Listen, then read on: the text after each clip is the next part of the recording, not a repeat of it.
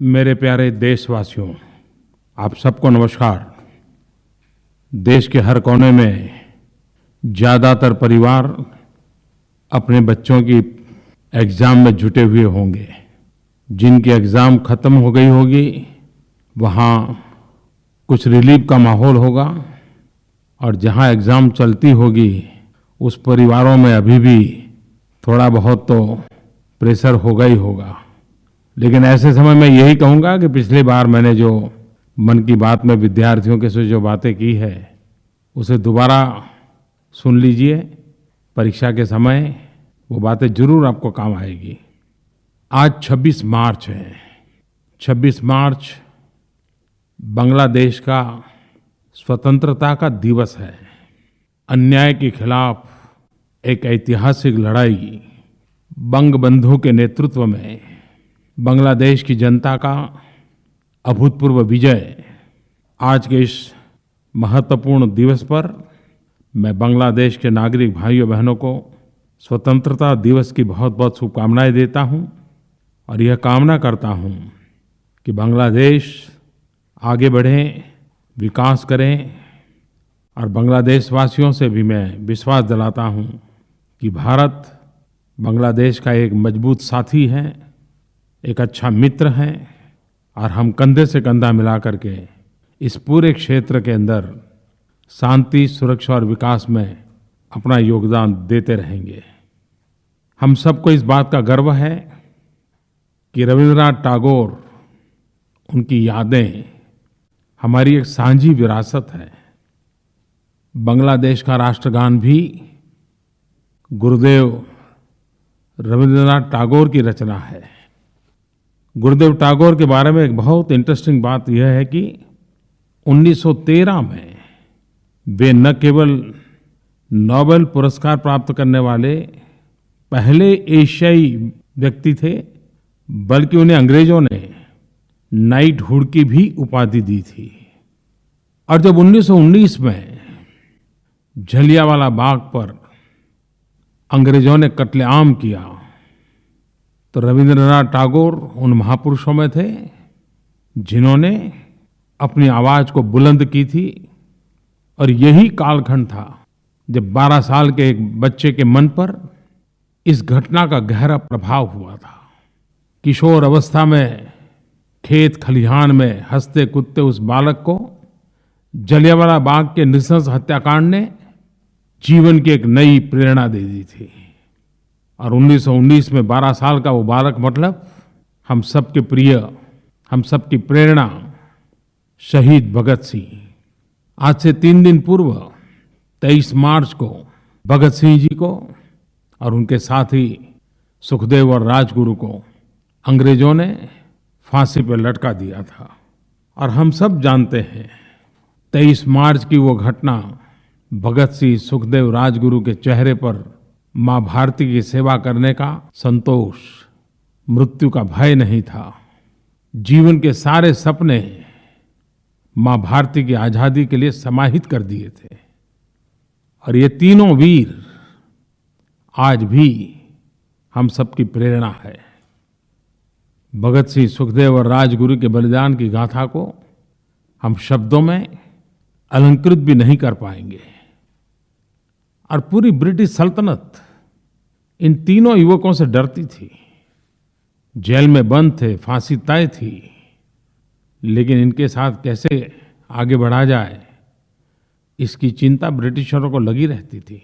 और तभी तो 24 मार्च को फांसी देनी थी, लेकिन 23 मार्च को ही दे दी गई थी। चोरी छिपी से किया गया था, जो आमतौर पर नहीं किया जाता।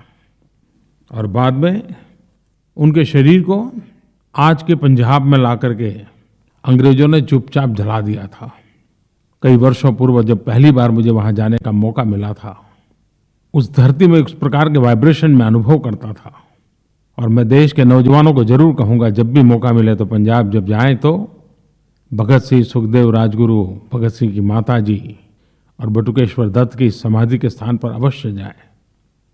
यही तो कालखंड था जब आजादी की ललक, उसकी तीव्रता, उसका व्याप बढ़ता ही चला जा रहा था। एक तरफ भगत सिंह, सुखदेव, राजगुरु जैसे वीरों ने सशस्त्र क्रांति के लिए युवकों को प्रेरणा दी थी। तो आज से ठीक 100 साल पहले 10 अप्रैल 1917 महात्मा गांधी ने चंपारण सत्याग्रह किया था। ये चंपारण सत्याग्रह की शताब्दी का वर्ष है। भारत के आजादी के आंदोलन में गांधी विचार और गांधी शैली, इसका प्रकट रूप पहली बार चंपारण में नजर आया। आजादी के पूरी आंदोलन यात्रा में ये एक टर्निंग पॉइंट था, खास करके संघर्ष के तौर तरीके की दृष्टि से। यही वो कालखंड था, चंपारण का सत्याग्रह, खेड़ा सत्याग्रह, अहमदाबाद में मिल मजदूरों की हड़ताल, और इन सब में महात्मा गांधी की विचार और कार्यशैली का गहरा प्रभाव नजर आता था। 1915 में गांधी विदेश से वापस आए और 1917 में बिहार के छोटे से गांव में जाकर के उन्होंने देश को नई प्रेरणा दी। आज हमारे मन में महात्मा गांधी की जो छवि है, उस छवि के आधार पर हम चंपारण सत्याग्रह का मूल्यांकन नहीं कर सकते हैं। कल्पना कीजिए कि एक इंसान जो 1915 में हिंदुस्तान वापस आए, सिर्फ 2 साल का कार्यकाल, न देश उनको जानता था, न उनका प्रभाव था, अभी तो शुरुआत थी। उस समय उनको कितना कष्ट झेलना पड़ा होगा, कितनी मेहनत करनी पड़ी होगी, इसका हम अंदाज कर सकते हैं। और चंपारण सत्याग्रह ऐसा था कि जिसमें महात्मा गांधी के संगठन कौशल्य, महात्मा गांधी की भारतीय समाज के नब्ज को जानने की शक्ति, महात्मा गांधी अपने व्यवहार से अंग्रेज सल्तनत के सामने गरीब से गरीब, अनपढ़ से अनपढ़ व्यक्ति को संघर्ष के लिए संगठित करना, प्रेरित करना, संघर्ष के लिए मैदान में लाना, ये अद्भुत शक्ति के दर्शन कराता है। और इसलिए जिस रूप में हम महात्मा गांधी के विराट काल को अनुभव करते हैं, लेकिन अगर 100 साल पहले के गांधी को सोचें, उस चंपारण सत्याग्रह वाले गांधी को, तो सार्वजनिक जीवन की शुरुआत करने वाले किसी भी व्यक्ति के लिए चंपारण सत्याग्रह एक बहुत ही अध्ययन का विषय है। सार्वजनिक जीवन की शुरुआत कैसे की जा सकती है, खुद कितना परिश्रम करना होता है, और गांधी ने कैसे किया था, ये हम उससे सीख सकते हैं। और वो समय था, जितने बड़े बड़े दिग्गज नेताओं के हम नाम सुनते हैं, गांधी ने उस समय राजेंद्र बाबू हो, आचार्य कृपलानी जी हो, सबको गांवों में भेजा था। लोगों के साथ जुड़ करके लोग जो काम कर रहे हैं उसी को आजादी के रंग से रंग देना, इसके तरीके सिखाए थे। और अंग्रेज लोग समझ ही नहीं पाए कि गांधी का तौर तरीका क्या है। संघर्ष भी चले, सृजन भी चले, और दोनों एक साथ चले। गांधी ने जैसे एक सिक्के के 2 पहलू बना दिए थे, एक सिक्का का एक पहलू संघर्ष तो दूसरा पहलू सृजन। एक तरफ झेल भर देना तो दूसरी तरफ रचनात्मक कार्यों में अपने आप को खपा देना। एक बड़ा अद्भुत बैलेंस गांधी की कार्यशैली में था। सत्याग्रह शब्द क्या होता है, असहमति क्या हो सकती है, इतनी बड़ी सल्तनत के सामने असहयोग क्या होता है, एक पूरी नई विभावना गांधी ने शब्दों के द्वारा नहीं, एक सफल प्रयोग के द्वारा प्रस्थापित कर दी थी। आज जब देश चंपारण सत्याग्रह की शताब्दी मना रहा है, तब भारत के सामान्य मानवी की शक्ति कितनी अपार है, उस अपार शक्ति को आजादी के आंदोलन की तरह स्वराज्य से सुराज्य की यात्रा भी 125 करोड़ देशवासियों की संकल्प शक्ति, परिश्रम की पराकाष्ठा, सर्वजन हिताय सर्वजन सुखाय, इस मूल मंत्र को लेकर के देश के लिए, समाज के लिए कुछ कर गुजरने का अखंड प्रयास ही आजादी के लिए मर मिटने वाले उन महापुरुषों के सपनों को साकार करेगा। आज जब हम 21वीं सदी में जी रहे हैं, तब कौन हिंदुस्तानी ऐसा होगा जो भारत को बदलना नहीं चाहता होगा? कौन हिंदुस्तानी होगा जो देश में बदलाव के लिए हिस्सेदार बनना नहीं चाहता हो। 125 करोड़ देशवासियों की यह बदलाव की चाह, ये बदलाव का प्रयास, यही तो है जो नए भारत, न्यू इंडिया, इसकी मजबूत नींव डालेगा। न्यू इंडिया न तो कोई सरकारी कार्यक्रम है, न ही किसी राजनीतिक दल का मैनिफेस्टो है, और न ही यह कोई प्रोजेक्ट है। न्यू इंडिया 125 करोड़ देशवासियों का आह्वान है। यही भाव है कि 125 करोड़ देशवासी मिलकर के कैसा भव्य भारत बनाना चाहते हैं। 125 करोड़ देशवासियों के मन के अंदर एक आशा है, एक उमंग है, एक संकल्प है, एक चाह है। मेरे प्यारे देशवासियों, अगर हम थोड़ा सा अपनी निजी जिंदगी से हट करके संवेदना सभर नजर से समाज में चल रही गतिविधियों को देखेंगे, हमारे अगल बगल में क्या हो रहा है उसको जानने समझने का प्रयास करेंगे, तो हम हैरान हो जाएंगे कि लक्षावधि लोग निस्वार्थ भाव से अपने निजी जिम्मेवारियों के अतिरिक्त समाज के लिए, शोषित पीड़ित वंचितों के लिए, गरीबों के लिए, दुखियारों के लिए कुछ न कुछ करते हुए नजर आते हैं। और वे भी एक मुख्य सेवक की तरह जैसे तपस्या करते हो, साधना करते हो, वो करते रहते हैं। कई लोग होते हैं जो नित्य अस्पताल जाते हैं, मरीजों की मदद करते हैं। अनेक लोग होते हैं पता चलते ही रक्तदान के लिए दौड़ जाते हैं। अनेक लोग होते हैं कोई भूखा है तो उसके भोजन की चिंता करते हैं। हमारा देश बहुरत्ना वसुंधरा है। जन सेवा ही प्रभु सेवा, ये हमारी रगों में है। अगर एक बार हम उसको सामूहिकता के रूप में देखें, संगठित रूप में देखें, तो कितनी बड़ी शक्ति है। जब न्यू इंडिया की बात होती है तो उसकी आलोचना होना, विवेचना होना, भिन्न नजरिए से उसे देखना, ये बहुत स्वाभाविक है और ये लोकतंत्र में आवकार्य है। लेकिन ये बात सही है कि 125 करोड़ देशवासी अगर संकल्प करें, संकल्प को सिद्ध करने के लिए राह तय कर लें, एक के बाद एक कदम उठाते चले, तो न्यू इंडिया 125 करोड़ देशवासियों का सपना हमारी आंखों के सामने सिद्ध हो सकता है। और जरूरी नहीं कि ये सब चीजें बजट से होती है, सरकारी प्रोजेक्ट से होती है, सरकारी धन से होती है। अगर हर नागरिक संकल्प करे कि मैं ट्रैफिक के नियमों का पालन करूं, अगर हर नागरिक संकल्प करे कि मैं मेरी जिम्मेवारियों को पूरी ईमानदारी के साथ निभाऊंगा, अगर हर नागरिक संकल्प करे कि सप्ताह में एक दिन मैं पेट्रोल डीजल का उपयोग नहीं करूंगा अपने जीवन में, चीजें छोटी छोटी होती हैं। आप देखिए इस देश को जो न्यू इंडिया का सपना 125 करोड़ देशवासी देख रहे हैं, वो अपनी आंखों के सामने साकार होता देख पाएंगे। कहने का तात्पर्य यही है कि हर नागरिक अपने नागरिक धर्म का पालन करे, कर्तव्य का पालन करे। यही अपने आप में न्यू इंडिया की एक अच्छी शुरुआत बन सकता है। आइए 2022 भारत की आजादी के 75 साल होने जा रहे हैं। भगत सिंह, सुखदेव, राजगुरु को याद करते हैं, चंपारण के सत्याग्रह को याद करते हैं, तो क्यों न हम भी स्वराज्य से सुराज्य की इस यात्रा में अपने जीवन को अनुशासित करके, संकल्पबद्ध करके क्यों न जोड़े। मैं आपको निमंत्रण देता हूं, आइए। मेरे प्यारे देशवासियों, मैं आज आपका आभार भी व्यक्त करना चाहता हूं। पिछले कुछ महीनों में हमारे देश में एक ऐसा माहौल बना, बहुत बड़ी मात्रा में लोग डिजिटल पेमेंट, डिजिधन आंदोलन में शरीक हुए। बिना नकद कैसे लेन देन की जा सकती है, उसकी जिज्ञासा भी बढ़ी है। गरीब से गरीब भी सीखने का प्रयास कर रहा है और धीरे धीरे लोग भी बिना नकद कारोबार कैसे करना, उसकी ओर आगे बढ़ रहे हैं।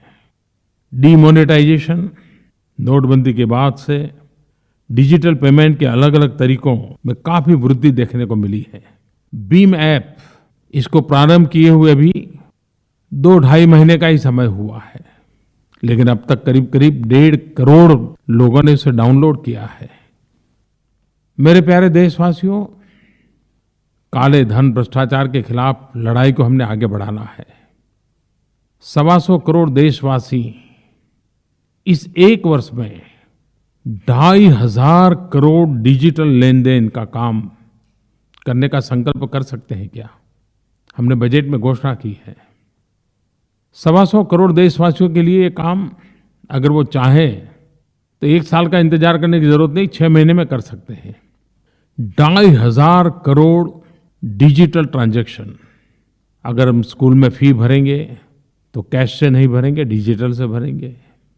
हम रेलवे में प्रवास करेंगे, विमान में प्रवास करेंगे, डिजिटल से पेमेंट करेंगे। हम दवाई खरीदेंगे, डिजिटल पेमेंट करेंगे। हम सस्ता अनाज की दुकान चलाते हैं, हम डिजिटल व्यवस्था से करेंगे। रोजमर्रा की जिंदगी में ये कर सकते हैं हम। आपको कल्पना नहीं है, लेकिन इससे आप देश की बहुत बड़ी सेवा कर सकते हैं। और काले धन भ्रष्टाचार के खिलाफ लड़ाई के आप एक वीर सैनिक बन सकते हैं।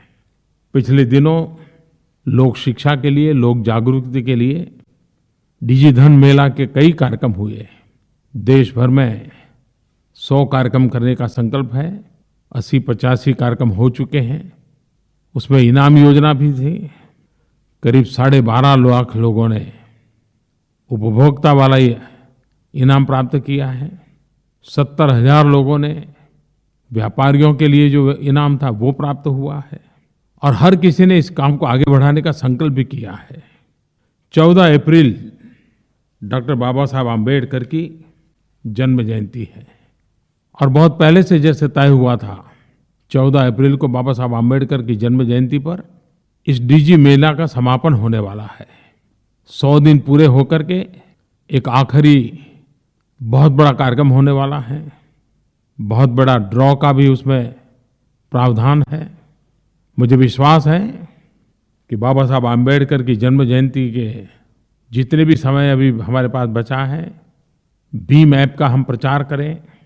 नकद कम हो कैसे हो, नोटों का व्यवहार कम कैसे हो, उसमें हम अपना योगदान दें। मेरे प्यारे देशवासियों, मुझे खुशी है कि मुझे हर बार जब भी मन की बात के लिए लोगों से सुझाव मांगता हूं, अनेक अनेक प्रकार के सुझाव आते हैं। लेकिन ये मैंने देखा है कि स्वच्छता के विषय में हर बार आग्रह रहता ही रहता है। मुझे देहरादून से गायत्री नाम की एक बिटिया ने, जो कि 11वीं की छात्रा है, उसने फोन करके एक मैसेज भेजा है। आदरणीय प्रधानाचार्य प्रधानमंत्री जी, आपको मेरा सादर प्रणाम। सबसे पहले तो आपको बहुत बधाइयाँ कि आप इस चुनाव में आपने भारी मतों से विजय हासिल की है। मैं आपसे अपने मन की बात करना चाहती हूँ। मैं कहना चाहती हूँ कि लोगों को यह समझाना होगा कि स्वच्छता कितनी जरूरी है। मैं रोज उस नदी से होकर जाती हूँ जिसमें लोग बहुत सा कूड़ा करकट भी डालते हैं और नदियों को दूषित करते हैं। वह नदी रिस्पना पुल से होते हुए आती है और मेरे घर तक भी आती है। इस नदी के लिए हमने बस्तियों में जाकर रैली भी निकाली और लोगों से बातचीत भी की, परंतु उसका कुछ फायदा न हुआ। मैं आपसे ये कहना चाहती हूँ कि अपनी एक टीम भेजकर या फिर न्यूज़पेपर के माध्यम से इस बात को उजागर किया जाए। धन्यवाद। देखिए भाइयों बहनों, 11वीं कक्षा की एक बेटी के कितनी पीड़ा है। उस नदी में कूड़ा कचरा देख करके उसको कितना गुस्सा आ रहा है। मैं इसे अच्छी निशानी मानता हूं। मैं यही तो चाहता हूं, 125 करोड़ देशवासियों के मन में गंदगी के प्रति गुस्सा पैदा हो। एक बार गुस्सा पैदा होगा, नाराजगी पैदा होगी, उसके प्रति रोष पैदा होगा, हम ही गंदगी के खिलाफ कुछ न कुछ करने लग जाएंगे।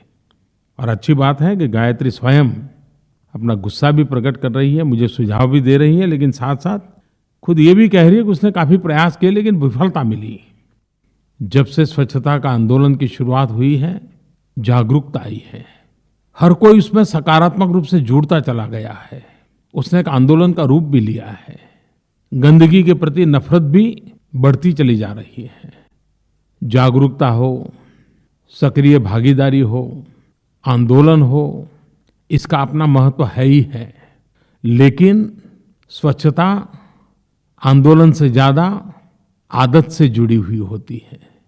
यह आंदोलन आदत बदलने का आंदोलन है। यह आंदोलन स्वच्छता की आदत पैदा करने का आंदोलन है। आंदोलन सामूहिक रूप से हो सकता है। काम कठिन है लेकिन करना है। मुझे विश्वास है कि देश की नई पीढ़ी में, बालकों में, विद्यार्थियों में, युवकों में ये जो भाव जगा है, ये अपने आप में अच्छे परिणाम की संकेत देता है। आज की मेरी मन की बात में गायत्री की बात जो भी सुन रहे हैं, मैं सारे देशवासियों को कहूँगा कि गायत्री का संदेश हम सबके लिए संदेश बनना चाहिए। मेरे प्यारे देशवासियों, जब से मैं मन की बात कार्यक्रम को कर रहा हूँ, प्रारंभ से ही एक बात पर कई सुझाव मुझे मिलते रहे हैं और वो ज़्यादातर लोगों ने चिंता जताई है फूड वेस्टेज के संबंध में। हम जानते हैं कि हम परिवार में भी और सामूहिक भोजन समारोह में भी जरूरत से ज़्यादा प्लेट में ले लेते हैं। जितनी चीज़ें दिखाई दे सब सारी की सारी प्लेट में भर देते हैं और फिर खा नहीं पाते हैं। जितना प्लेट में भरते हैं उससे आधा भी पेट में नहीं भरते हैं और फिर वहीं छोड़ के निकल जाते हैं। आपने कभी सोचा है कि हम जो ये जूठन छोड़ देते हैं उससे हम कितनी बर्बादी करते हैं? क्या कभी सोचा है कि अगर जूठन न छोड़े तो ये कितने गरीबों का पेट भर सकता है? ये विषय ऐसा नहीं कि जो समझाना पड़े। वैसे हमारे परिवार में छोटे बालकों को जब माँ परोसती है तो कहती है कि बेटा जितना खा सकते हो उतना ही लो। कुछ न कुछ तो प्रयास होता रहता है, लेकिन फिर भी इस विषय पर उदासीनता एक समाज द्रोह है, गरीबों के साथ अन्याय है। दूसरा, अगर बचत होगी तो परिवार का भी तो आर्थिक लाभ है। समाज के लिए सोचे अच्छी बात है, लेकिन ये विषय ऐसा है कि परिवार का भी लाभ है।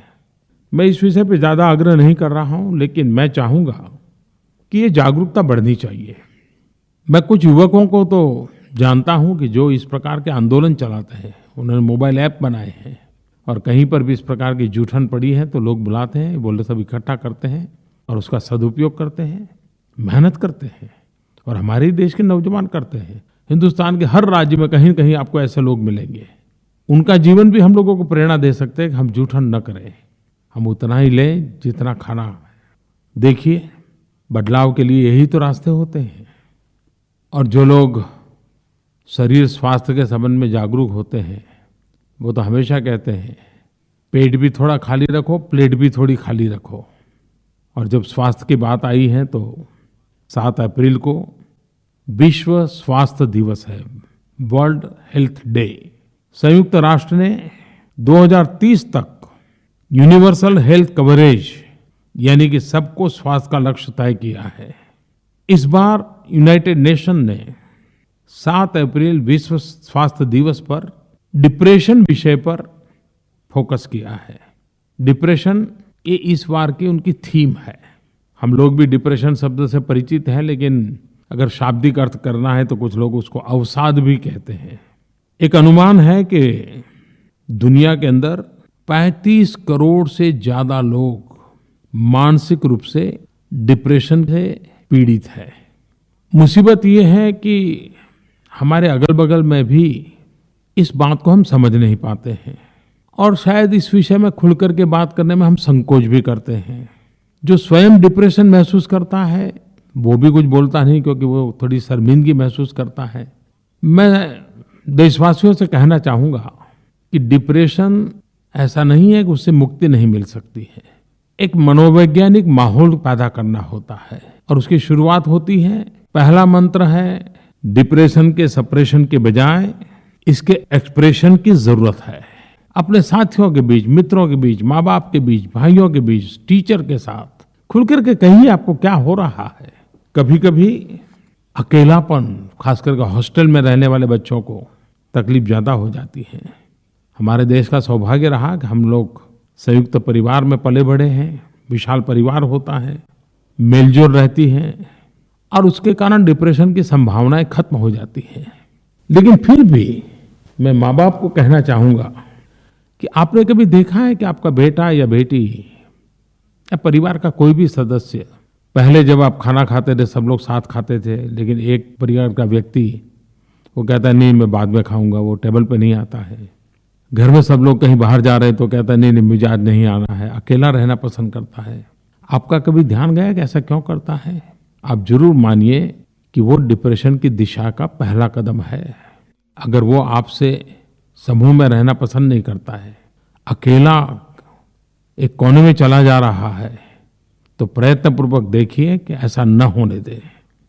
उसके साथ खुल करके जो बात करते हैं, ऐसे लोगों के साथ उसको बीच रहने का अवसर दीजिए।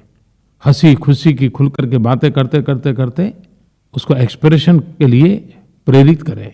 उसके अंदर कौन सी कुंठा कहाँ पड़ी है उसको बाहर निकालिए। ये उत्तम उपाय है। और डिप्रेशन मानसिक और शारीरिक बीमारियों का कारण बन जाता है। जैसे डायबिटीज हर प्रकार की बीमारियों का यजमान बन जाता है, वैसे डिप्रेशन भी टिकने की, लड़ने की, साहस करने की, निर्णय करने की हमारी सारी क्षमताओं को ध्वस्त कर देता है। आपके मित्र, आपका परिवार, आपका परिसर, आपका माहौल, ये मिलकर के ही आपको डिप्रेशन को जाने से रोक भी सकते हैं और गए हैं तो बाहर ला सकते हैं। एक और भी तरीका है, अगर अपनों के बीच में आप खुल करके अपने एक्सप्रेशन नहीं कर पाते हो, तो एक काम कीजिए, अगल बगल में कहीं सेवा भाव से लोगों की मदद करने चले जाइए। मन लगा के मदद कीजिए, उनके सुख दुख को बांटिए। आप देखना, आपके भीतर का दर्द यूं ही मिटता चला जाएगा। उनके दुखों को अगर आप समझने की कोशिश करोगे, सेवा भाव से करोगे, आपके अंदर एक नया आत्मविश्वास पैदा होगा। औरों से जुड़ने से, किसी की सेवा करने से और निस्वार्थ भाव से अगर सेवा करते हैं, तो आप अपने मन के बोझ को बहुत आसानी से हल्का कर सकते हैं। वैसे योग भी अपने मन को स्वस्थ रखने के लिए एक अच्छा मार्ग है। तनाव से मुक्ति, दबाव से मुक्ति, प्रसन्न चित्त की ओर प्रयाण, योग बहुत मदद करता है। 21 जून अंतर्राष्ट्रीय योगा दिवस है। ये 3रा वर्ष होगा। आप भी अभी से तैयारी कीजिए और लाखों की तादाद में सामूहिक योग उत्सव मनाना चाहिए। आपके मन में 3रे अंतर्राष्ट्रीय योग दिवस के संबंध में अगर कोई सुझाव है, तो आप मेरे मोबाइल एप्लीकेशन के माध्यम से अपने सुझाव मुझे जरूर भेजें, मार्गदर्शन करें। योगा के संबंध में जितने गीत, काव्यमय रचनाएं आप तैयार कर सकते हो करनी चाहिए, ताकि वो सहज रूप से लोगों को समझ आ जाता है। माताओं बहनों से भी मैं जरूर आज एक बात करना चाहूँगा, क्योंकि आज हेल्थ की ही चर्चा काफ़ी निकली है, स्वास्थ्य की बातें काफ़ी हुई हैं। तो पिछले दिनों भारत सरकार ने एक बड़ा महत्वपूर्ण निर्णय किया है। हमारे देश में जो वर्किंग क्लास विमेन है, कामकाजी वर्ग में जो हमारी महिलाएं हैं, और दिनों दिन उनकी संख्या भी बढ़ रही है, उनकी भागीदारी बढ़ रही है, और ये स्वागत योग्य है। लेकिन साथ साथ महिलाओं के पास विशेष जिम्मेवारियां भी है। परिवार की जिम्मेवारियां वो संभालती हैं, घर की आर्थिक जिम्मेवारियां भी, उसकी भागीदारी भी उसको करनी पड़ती है। और उसके कारण कभी कभी नवजात शिशु के साथ अन्याय हो जाता है। भारत सरकार ने एक बहुत बड़ा फैसला किया है कि ये जो कामकाजी वर्ग की महिलाएं हैं, उनको प्रसूता के समय, प्रेगनेंसी के समय, डिलीवरी के समय मैटरनिटी लीव जो पहले 12 सप्ताह मिलती थी, अब 26 सप्ताह दी जाएगी। दुनिया में शायद 2 या 3 ही देश हैं जो हमसे आगे हैं। भारत ने एक बहुत बड़ा महत्वपूर्ण फैसला हमारी इन बहनों के लिए किया है, और इसका मूल उद्देश्य उस नवजात शिशु की देखभाल, भारत का भावी नागरिक जन्म के प्रारंभिक काल में उसकी सही देखभाल हो, माँ का उसको भरपूर प्यार मिले, तो हमारे ये बालक बड़े होकर के देश की अमानत बनेंगे। माताओं का स्वास्थ्य भी अच्छा रहेगा, और इसलिए ये बहुत बड़ा महत्वपूर्ण निर्णय है। और इसके कारण फॉर्मल सेक्टर में काम करने वाली करीब 18 लाख महिलाओं को इसका फायदा मिलेगा। मेरे प्यारे देशवासियों, 5 अप्रैल को रामनवमी का पावन पर्व है, 9 अप्रैल को महावीर जयंती है, 14 अप्रैल को बाबा साहब आम्बेडकर की जन्म जयंती है। ये सभी महापुरुषों का जीवन हमें प्रेरणा देता रहे, न्यू इंडिया के लिए संकल्प करने की ताकत दे। 2 दिन के बाद चैत्र शुक्ल प्रतिपदा, वर्ष प्रतिपदा, नव संवत्सर, इस नव वर्ष के लिए आपको बहुत बहुत शुभकामनाएं। वसंत ऋतु के बाद फसल पकने का प्रारंभ और किसानों को उनकी मेहनत का फल मिलने का यही समय है। हमारे देश के अलग अलग कोने में इस नववर्ष को अलग अलग रूप में मनाया जाता है। महाराष्ट्र में गुड़ी पड़वा, आंध्र कर्नाटक में नववर्ष के तौर पर उगादी, सिंधी चेटी चांद, कश्मीरी नवरेह, अवध के क्षेत्र में संवत्सर पूजा, बिहार के मिथिला में जुड़ शीतल और मगध में सतुवानी का त्योहार नववर्ष पर होता है। अनगिनत भारत इतनी विविधताओं से भरा हुआ देश है। आपको भी इस नववर्ष की मेरी तरफ से बहुत बहुत शुभकामनाएं। बहुत बहुत धन्यवाद।